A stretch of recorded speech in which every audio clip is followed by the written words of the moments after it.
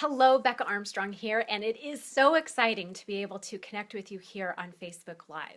I wanted to come and get online here for just a few moments and share something very important and powerful. If we are just meeting for the first time, I have been a psychotherapist and coach for business executives and entrepreneurs for over 17 years, and it's been a pleasure to certify and train over 3,000 coaches globally. I specialize in two things: business strategy coming together with the universal laws and principles many know, starting with the law of attraction. And I am absolutely dedicated to your success. So yesterday, if you haven't had a chance to watch the replay of our live session, we touched base on vision and the importance of vision for your success as a business leader and entrepreneur. Today, I want to touch on something really critical, which is, who do you serve? Do you know who you serve? Now, most entrepreneurs think they know who they served. I know I did, but truthfully, it's important that we come to know our avatar, and specifically, who do we serve? Why do we serve them? How do we serve them? So that we can specifically reach out into the world effectively and provide our product or service. So the first thing I want to start with, I have a series of questions for you to answer. And I'm going to ask my team to pay attention to this live stream so that we can put together a worksheet. And I'll go ahead and post in the comment feed once we have that worksheet put together. I'll post a link to it so that you can download a written form of these questions, because they're worth spending some time with.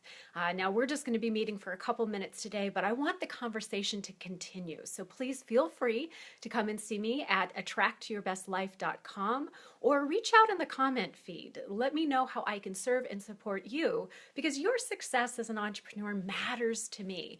And whatever tool I have in my toolbox that helps you accelerate from where you are into where you want to be is my truthful pleasure. So let's talk about who you serve. Who is it that is your client, your ideal client and your avatar? Now, most people think that an avatar and an ideal client are the same thing, but I want to offer some clarity here. Your avatar and your ideal client may be the same person, business or organization, or they may be different. Your avatar is the one that writes the check, the one that pays the bill. And your ideal client is the one whom you directly provide the service for. So in corporations and business structures, your avatar might be a VP, might be the CEO or the COO. It may be the director of HR. They're the ones that are authorizing and writing the check. They're the ones that say yes. But your ideal client may be the managerial level and the management team, or it might be the sales team, or it might be a specific segment or subgroup of the corporation. As another example, to make it a little bit easier to understand, let's say you're a dentist and you serve children. You're a pediatric dentist. And so who is it that's writing the check? The parent, the caregiver, maybe the grandparent, the parent, the aunt, the uncle, whomever it is. It's not going to be the child that writes the check, but it is going to be the child that's sitting in the seat in which you are serving and offering and providing your resources to. So as we go through these questions, I want you to keep that in mind. Who's my avatar? Who's my ideal client? Is it the same person? Are they different people? Okay. So the first question is, what led you to the work that you do?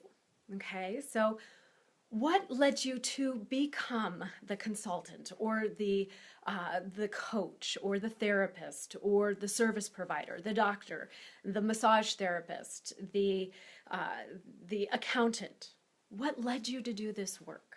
Okay, so whatever work you're doing, what led you there? Usually it's some type of life experience that you went through. So quite often what led you to this work is what Brendon Burchard calls a woe to win. So it's a painful moment or a restrictive moment in your own life that led you to seek a solution. And whatever it is that you became trained in, that provided a solution, or maybe it even provided a prevention for you or for somebody that you cared about. Maybe you went through an experience and you wanted to make sure that no one else had that type of experience, or that when they had the experience, they had a solution, they had a resource, they had an abundance, they had a prosperity, something that came from that. So to start off with, allow yourself to think about what led me to this work. What led me to want to learn about this? I remember I had a lot of people in my family or in my friend network that had depression or anxiety and really struggled, feeling limited in their life. And I wanted to see them heal, and I knew that it was possible. So that led me to the study of psychology, which then led me to learn and understand how to help people heal things that sometimes seemed impossible. And from there, I had clients that said, okay, now that I'm no longer struggling with depression or anxiety, how do I live full out? How do I accomplish my dreams and fulfill my desires? That led me to coaching. So it was the desire to relieve pain and struggle for those I cared about, and to really understand how that could be, and then help people through that process that led me to psychology. And then I learned, wow, you can take those techniques and resources and many, many more and transform your life into a dream life, that which you absolutely love. That led me to coaching. So that's a woe to win in my life, helping people who are experiencing woes move into wins. So what is it that happened for you in your life?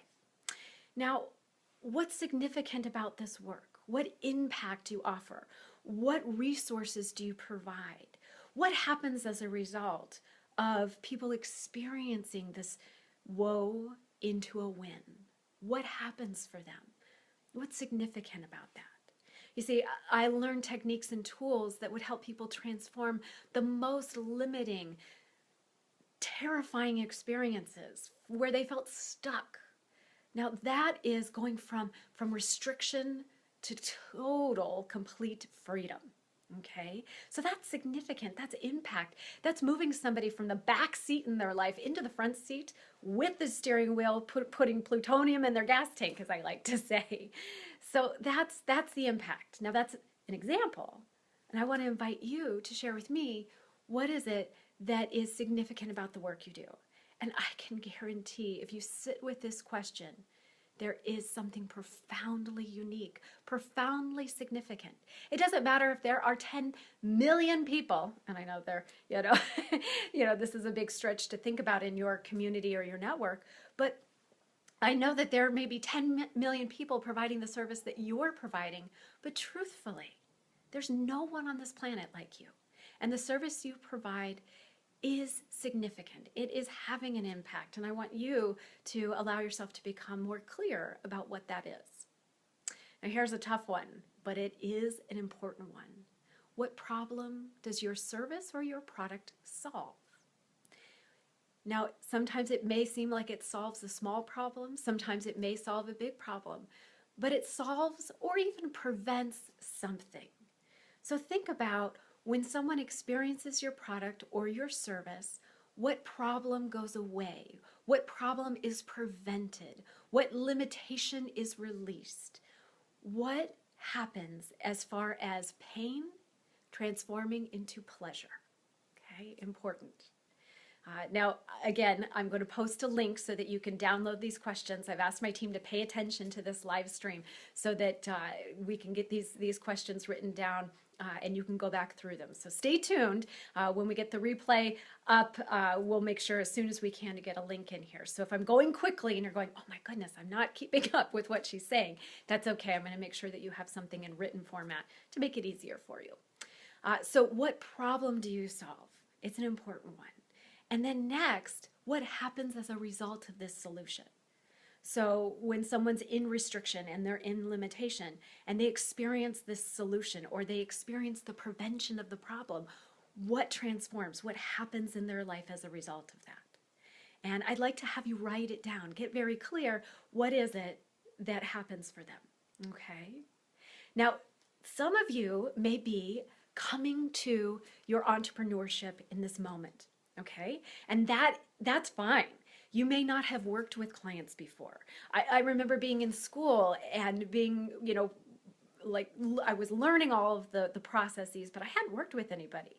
And I went through and did internships and counseling rotations and those kinds of things to start cutting my teeth. So this is in business what they call a proof of concept. So whether you are being trained or certified, or you are trained or certified, or you have hung up your shingle and you're in business, if you don't have a proof of concept, if you haven't provided this service for clients and you don't know the impact, you don't know the solution that it creates or the problem that it prevents, then go ahead and start working with some people. Work with people to gain experience and see the solution and see the prevention, see the resources that come from the service or product. That's going to give you insight as to whom you serve. Okay, I was trained to serve everyone as a psychotherapist and coach, but I know the people that I serve in the greatest way are entrepreneurs, they're leaders, they're sales teams, they are visionaries. And that allows me to empower them in the greatest way, utilizing the tools that I have. So what they're looking for, the problems that they have, I'm coming together with a solution or a resource that either catapults them beyond the problem or gets them into the solution so fast they don't even experience the problem. So do the same for yourself. If you haven't worked with clients yet, that's okay. Now's the time to start cutting your teeth and really discovering what it is that is the solution, is the prevention, is the resource that you provide. Okay, so once you know that, what happens when you solve the problem? What does life look like after your solution? Okay, what does life look like before your solution? So let's imagine somebody never meets you. They go about life experiencing this problem, never preventing it, never experiencing the solution. What does it cost them in time, in money, in resources, in relationships, in everything in their life? What does it cost them? Okay? It's important that you're clear about this, because when Henry Ford brought the automobile to the consumer, people walked everywhere. They had horses. They didn't find value in the automobile because they didn't even know they had a problem. They didn't know the lack or limitation that they were engaged in. So part of his understanding of his product and service allowed him to not only provide it in a solution value-based way, but it allowed him to educate his buyers and his clients and customers to help them to understand the possible problems and to never experience them by engaging the solution right away. This is what I want for you. I want you to understand the solution, the value, the benefit so clearly that you can convey that to a client from your heart. You see, I believe in providing value and benefit, and the sale is a side effect of that. So when you know your solution, you know your client, you know how to connect them. So answering these questions is going to bring you into that. Okay, so now I want you to think of, if you have been working with clients, who your favorite client has been. Maybe there's someone that you can think of and you go, oh my goodness, it was so fun to work with them. Why was it so fun to work with them? What came out of the process that worked so well? Did they book their appointments in advance? Did they show up on time? Did they complete any of the assignments or the guidance? You know, did they follow through with the guidance that you were offering them? Did they leap and leap with faith even when they were scared? What was it that was so joyful about that? Was it easy for them to pay their bill? Did they refer people who are also part of your ideal client and avatar base? So it was wonderful to work with anybody that they referred. What was it that was so pleasing about working with them? And if you pay attention, it has a lot to do with congruence. They were looking for your solution or prevention. You were ready to help them solve their problem or prevent it. The action you brought forward was matched by the action they brought forward, and so it was a relationship of reciprocity, all directed toward their desired outcome and the reward that you were both vested and also in ownership and accountability to. So write it out. Who is your ideal person that you've worked with? The one that you're the most passionate about, the one that you were unbridled with and provided the greatest service. And then what were the details? What made it so spectacular? Okay. Once you answer that question, let's have you go a little bit further. Where are they? Where do they hang out? What kind of work do they do? What do they do for fun?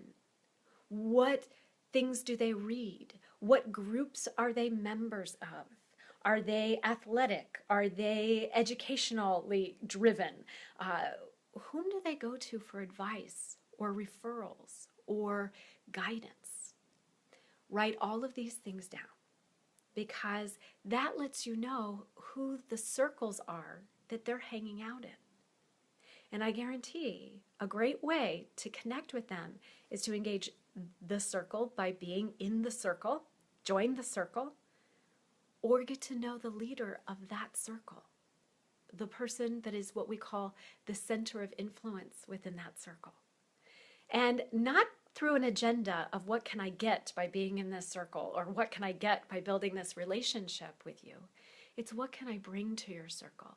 You are in relationship with the people that I serve, and I want to serve you.